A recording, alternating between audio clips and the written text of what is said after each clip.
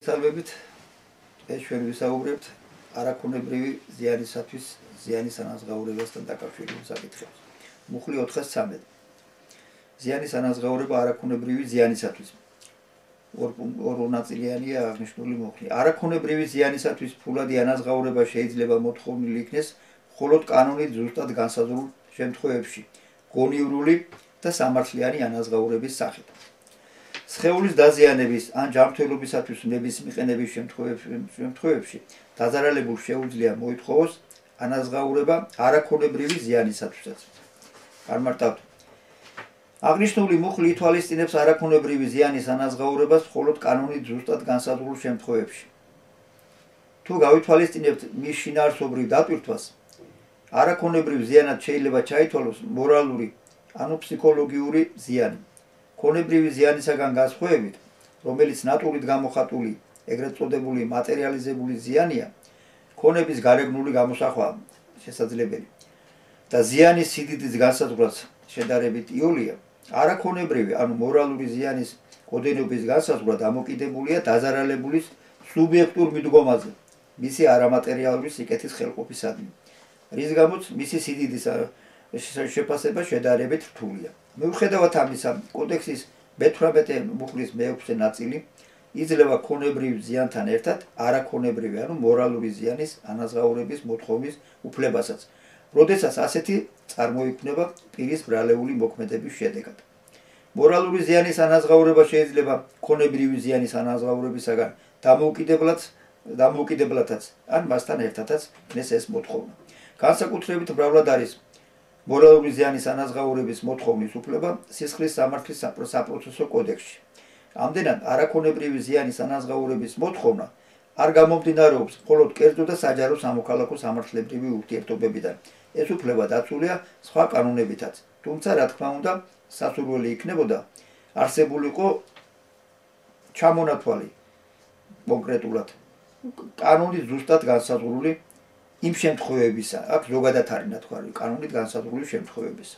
აი ჩამონათვალი რო ყოფილიყო ასეთი შემთხვევებისა, მაშინ რა თქმა უნდა შედარებით იური იქნებოდა ამ ზიანის ოდენობის განსაზღვრა. ამავდროულად 413 მუხლის მოქმედება უნდა გავრცელდეს დელიქტურ, არასახელშეკრულებო ურთიერთობების მიმართაც და როგორც ზოგადი ნორმა სახელშეკრულებო ურთიერთობებზეც. მორალური ზიანის მოთხოვნისას მისი ოდენობის განსაზღვრა სასამართლომ უნდა შეაფასოს როგორც დაზარალებულის სუბიექტური დამოკიდებულება ასეთი ზიანის მიმართ, ისე ობიექტური გარემოებანიც. სახელობ, თუ რა არაქონებრივი სიკეთის ხელყოფით არის გამოწვეული ზიანი. სიცოცხლე და ჯანმრთელობა, პატივი და ღირსება, პირადი თავისუფლება და პირის ხელშეუხლება და ასე შემდეგ. ამ მუხლის მეორე ნაწილის შესაბამისად, როდესაც სხეულის დაზიანებამ ამ ჯანმრთელობის სხვაგვარმა ხელყოფამ შეიძლება არაქონებრივი ზიანიც გამოიწვიოს, დაზარალებულს უფლება აქვს მოითხოვოს მისი ანაზღაურების გონივრული ოდენობა. მე-14 მუხლის ზიანის ოდენობის განსაზღვრა. ზიანის ოდენობის განსაზღვრისას მხედველობაშია მისაღები ის ინტერესი, რომელიც კრედიტორს ჰქონდა ვალდებულების ჯეროვანი შესრულების მიმართ. ზიანის ოდენობის დასადგენად გათვალისწინებული უნდა იქნეს ხელშეკრულების შესრულების დრო და ადგილი. წარმართავთ.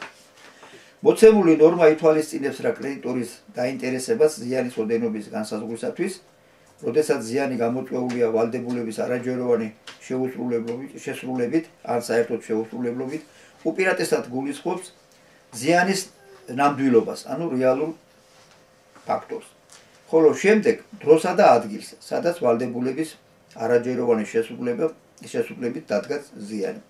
მათი გათვალისწინება აუცილებელია ზიანის ოდენობის სამართლიანად განსაზღვრისათვის.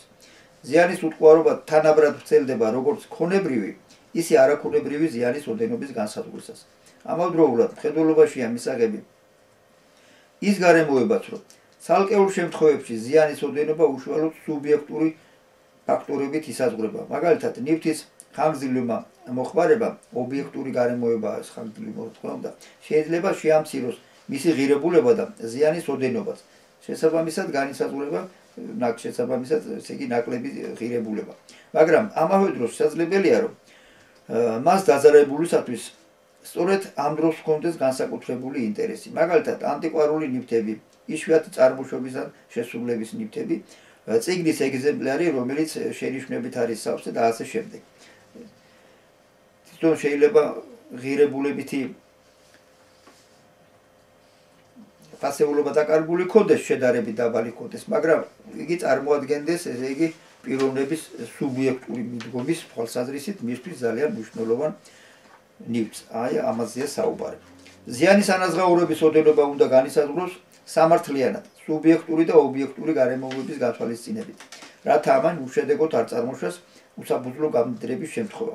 ამდენად, თუკი მიუღებელი შემოსავლის, ანუ ასწერილი მოგების მისაღებად კრედიტორს ეკისრებოდა გარკვეული ხარჯების გაწევა, მაშინ ეს ხარჯები გამოაკლდება მიუღებელი შემოსავლის ოდენობას. ფასის განსაზღვრისას მხედველობაში მიიღება დრო და ადგილი. დრო და ადგილით, ეს იგი რავადაში და რომელ ადგილას უნდა შესრულიყო სახელშეკრულებულიყო ვალდებულება. რამდენადაც ზიანის ოდენობის დადგენისათვის მათ არსებითი მნიშვნელობა. 415 მუხლი. დაზარალებულის ბრალი ზიანის დადგომაში.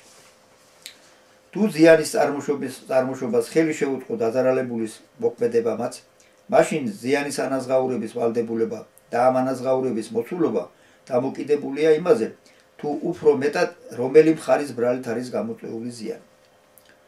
ეს წესი გამოიყენება მაშინაც, როცა დაზარალებულის ბრალი გამოიხატება მის უმოქმედობაშიც, თავიდან აეცილებინა ან შეემცირებინა ზიანი.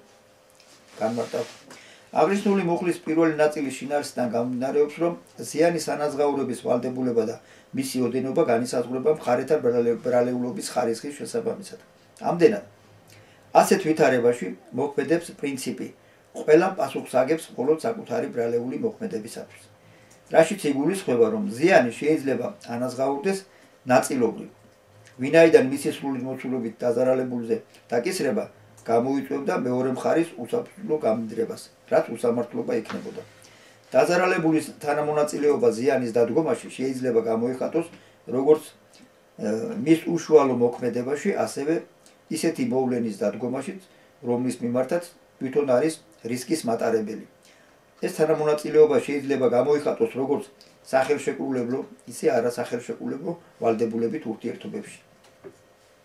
მხარეთა ბრალეულობის ხარისხის განსაზღვრისას გათვალისწინებული უნდა იქნეს მოქმედების მიზანმიმართულება, განზრახვა, ანუ მოქმედობა, ესე იგი გაირკვეს თუ რა ნება არის გამოხატული დაზარალებულის ქმედებაში, განზრახვით არის თუ გაუფრთხილებლობით ზიანის წარმოშობის მიმართ.